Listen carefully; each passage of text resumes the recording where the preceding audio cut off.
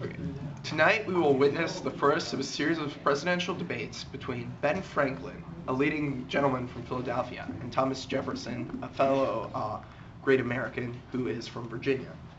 They are competing for the office of president in the presidential election of 1798. Both men have recently come under close scrutiny for their various views. In particular, Thomas Jefferson has started accusing Mr. Franklin of being the worst kind of hypocrite ever. In tonight's debate, Mr. Franklin will have to answer these accusations and hopefully debunk them, because we all know that Americans the thing that Americans like least is for their leader to be a hypocrite. Throughout this debate, our moderators will be asking them a variety of questions ranging on a wide variety of topics. These will range from their stances on slavery, their stances on public works, their stances on just democratic theory in general. But however, there's a dark side to this debate, as Thomas Jefferson is also frequently accused of Ben Franklin of being immoral. So Ben Franklin will also have to assuage the public of the fears that he is an immoral person. Ladies and gentlemen, I am pleased to present to you tonight the candidates that will be debating. My name is Jack, and I will be the moderator for tonight, along with my esteemed colleague, Doyle. Together, my colleague and I will ensure that this debate is fair and balanced. And these are our debaters tonight. Hello, my name is Benjamin Franklin, and I am a true American, a common man who wants to be your president. And this is his opponent. Hi, my name is Thomas Jefferson, and I think my opponent is a big, fat, overrated hypocrite. You repeatedly made the claim that you embody the common people. Do you think that this is the best type of representative for the American people?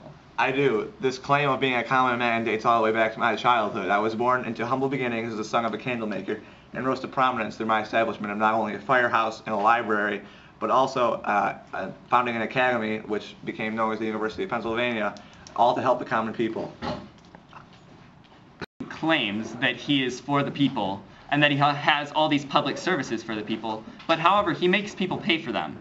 For example, the Union Fire Company, the library both required payments. He opened the academy he mentioned, the University of Pennsylvania. He required quotas for said academy.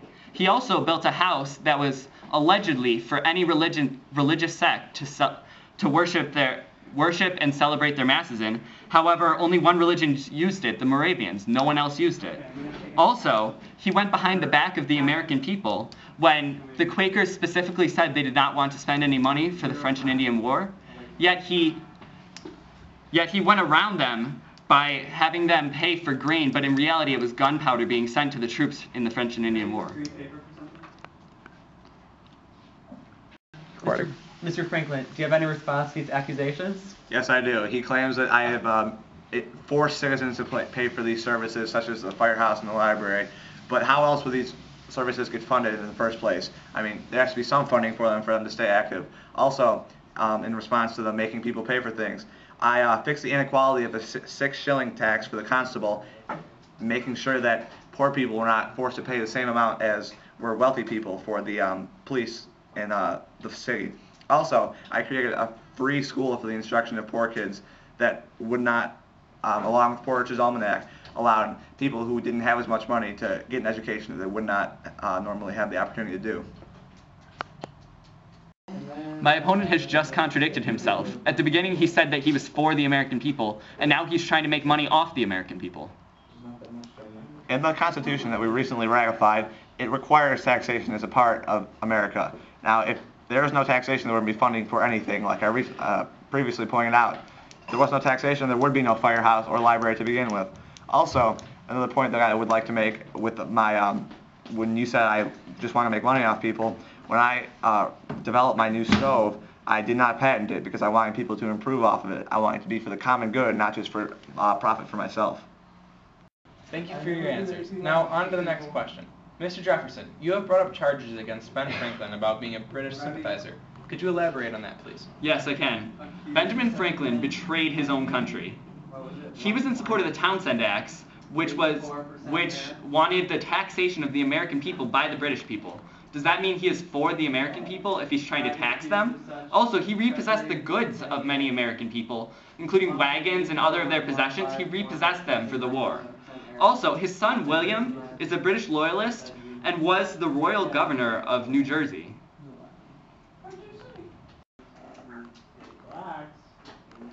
All of the questions brought up by Mr. Jefferson were actually in the interest of the American people. First, all the repossessed goods, the colonists were all justly compensated for all of them. I built Fort Allen to fortify the frontier and raise the militia, all to protect America against the Indian and Popish threat.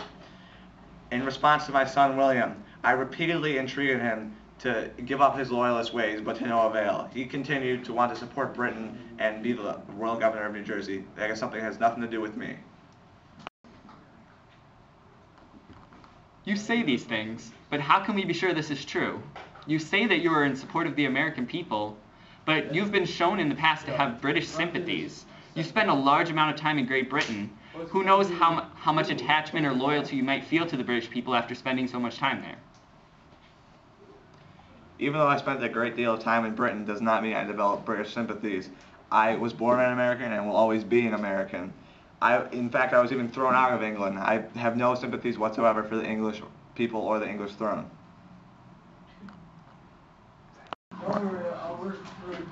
Mr. Jefferson, you have accused your opponent, Mr. Franklin, of being excessively prideful. Can you elaborate on these accusations for us? Yes, I can elaborate. Benjamin Franklin is excessively prideful. For example, in his own autobiography, his own words, he wrote, "Humility, imitate Jesus and Socrates." Socrates was not a very humble person. Also, he had humility 13th on a list of 13 moral virtues in his book. In his own stance on moral virtues, it was placed last out of all of the morals that he wanted to follow in his life. Therefore, humility doesn't seem to be very important to him. It is more about his pride and his own ego. Also, he seems to, since he allegedly does not want any money from the American people, he seems to want a lot of adulation from the people. He wants them to feed his ego, and he wants to be praised by them. When you mention the virtues, just because I put it last on my list doesn't mean it's least important to me. What people often say, save the best for last, and that's exactly what I did with pride. Pride may be something I struggle with, but that's, the whole point of why I made the virtues is to become a better person. You can't hope to be perfect in mastering all the virtues, but like I said in my autobiography, a speckled axe is always best.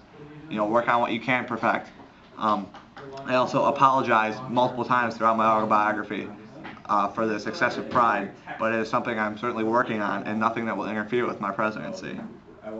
Mr. Franklin, many people are wondering, what has your contribution been to the development of our country? Well, may I interject in this? Of course.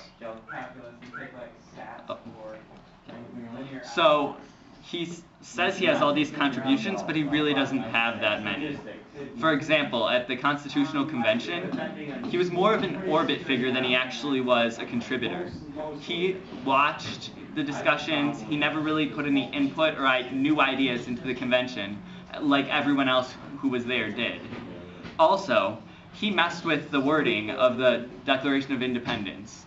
Though many American people give him the credit for the Declaration of Independence, his role in it is greatly over-exaggerated. He just made small changes that messed with the wording of what the original document was. For example, he changed many of the Lockean ideas that were in the Declaration of Independence. For example, in the original draft of the Declaration of Independence, it discussed the pursuit of property. Instead, Benjamin Franklin changed it to the pursuit of happiness, messing with the fundamental ideas of the Declaration of Independence. Responding to your idea of changing the basic wording of the Declaration of Independence, it is simply not realistic to guarantee every citizen property. While I would like that to be the case, there's only a certain amount of land in this United States of America, and guaranteeing it to every single person that will ever exist in America is simply not realistic. When you said my roles politically have been grossly overstated, that is simply not true. Just because I didn't speak as much at one convention as you would have liked me to have, does not mean I'm politically inactive. For example, I spoke at length at both the signing of the Declaration of Independence and the signing of the Constitution. When you say I stole many ideas from other people, that is also simply not true. Many people have indeed adopted my opinions as their own, such as some of my works that have been published in the Pennsylvania Gazette and other esteemed newspapers.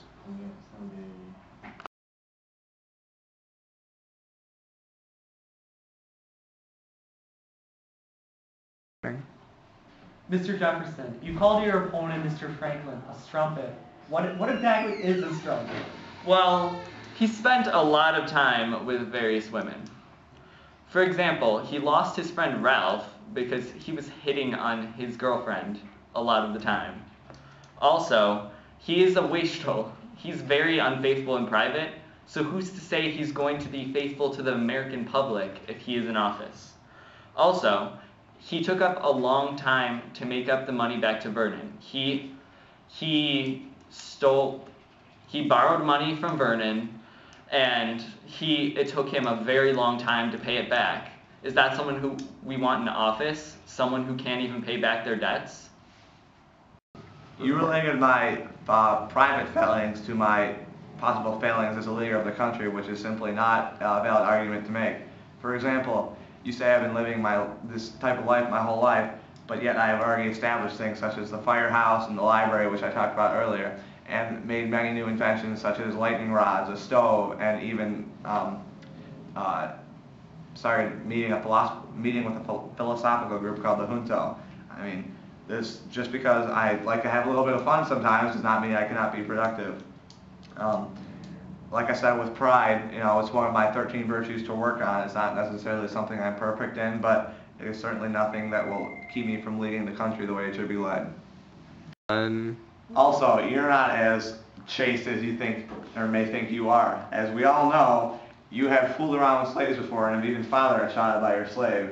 So that it's not fair to judge someone when you have the same fallacies.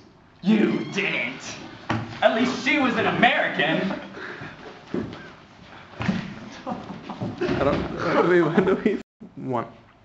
All right, ladies and gentlemen, as you can see tonight, you are witnesses of a very exciting debate. Hopefully this question helped assuage your fears that Ben Franklin was the worst kind of hypocrite. As throughout the debate, he has successfully defended his position and somewhat refuted Mr. Jefferson's. However, it is unfortunate that our debate had to come to such an abrupt conclusion today, as clearly both these candidates displayed very uncivil behavior in tonight's debate. Hopefully, debates after this will be much more calmer, and the participants will be much more restrained, and act like true gentlemen worthy of being called the next president of the United States of America. Thank you.